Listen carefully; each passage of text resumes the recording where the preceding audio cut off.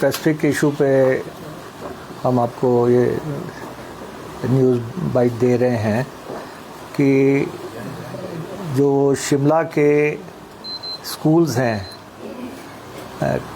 इनके जो बच्चे यहाँ पढ़ते हैं, इनके पेरेंट्स सभी हमारे से मिलने आए हुए थे।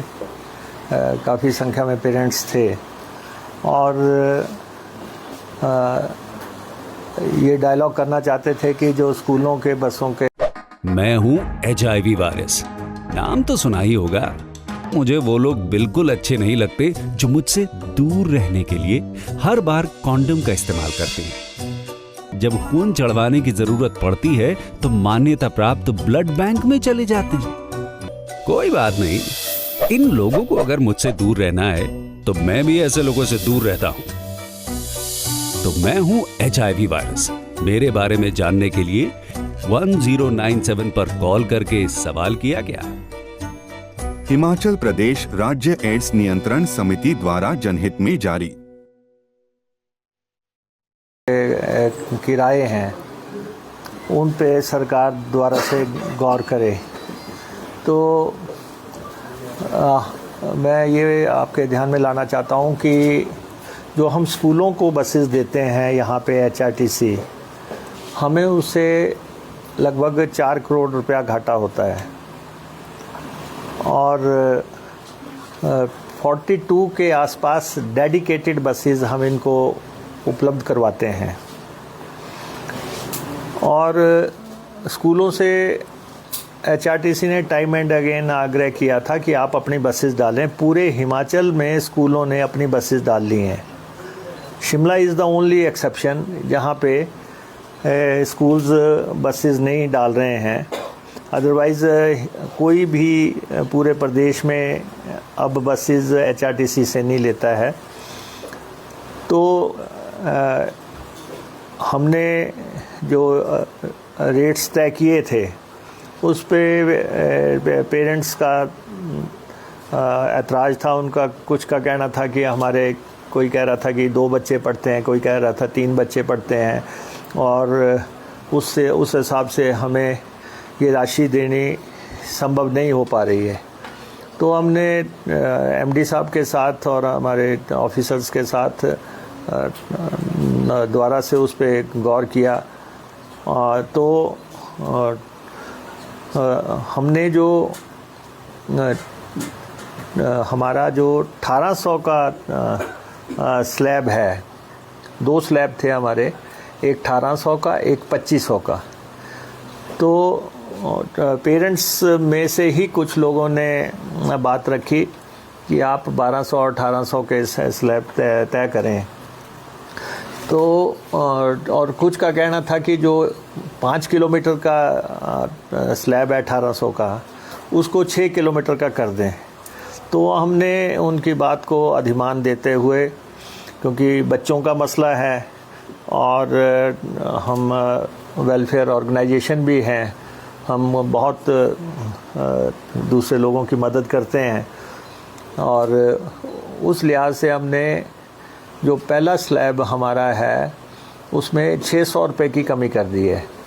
1800 से उसको 1200 रुपये कर दिया है और उसका 1 किलोमीटर बढ़ा के 1 से 5 की बजाय 1 से 6 कर दिया है। और इसमें मेजॉरिटी बच्चे कवर हो जाएंगे। और सेकंड स्लैब जो है हमने, जो हमारा 5 से 10 का होता था, उसको हमने 6 से 12 कर दिया। उसमें 2 किलोमीटर बढ़ गए और उसको हमने 1800 पे कर दिया। और 2500 से 1800 का मतलब आप देख लें 700 रुपया उसमें कम कर दिया, 600 रुपया फर्स्ट स्लैब में। इसमें लगभग दोनों में मेजॉरिटी बच्चे कवर हो जाएंगे। जो रेस्ट रह जाएंगे किसी किलोमीटर माइलेज तक, वो 2000 रुपये उनसे चार्ज होंगे। तो किलोमीटर में भी हमने इजाफ़ा किया है, 1 से 6 का और 6 से 12 का। और एक स्लैब में हमने 600 रुपया घटा दिया पेरेंट्स की पुरजोर मांग पे, एक स्लैब में हमने 700 रुपये घटा दिया। तो ताकि लेकिन हम अभी भी लगातार स्कूलों से कह रहे हैं कि वो अपनी बसेस उसी ढंग से डालें जैसे पूरे प्रदेश में डाली गई हैं। सब लगता नहीं कि सरकारी स्कूलों में जो है बच्चे से जाते हैं प्राइवेट स्कूल वालों के लिए सरकार राहत दे रही है? नहीं, ये हम नहीं, हमने ये जो है ये सबके लिए लागू है। कोई भी स्कूल इस इन शर्तों पे सरकारी स्कूल तो बिल्कुल फ्री है।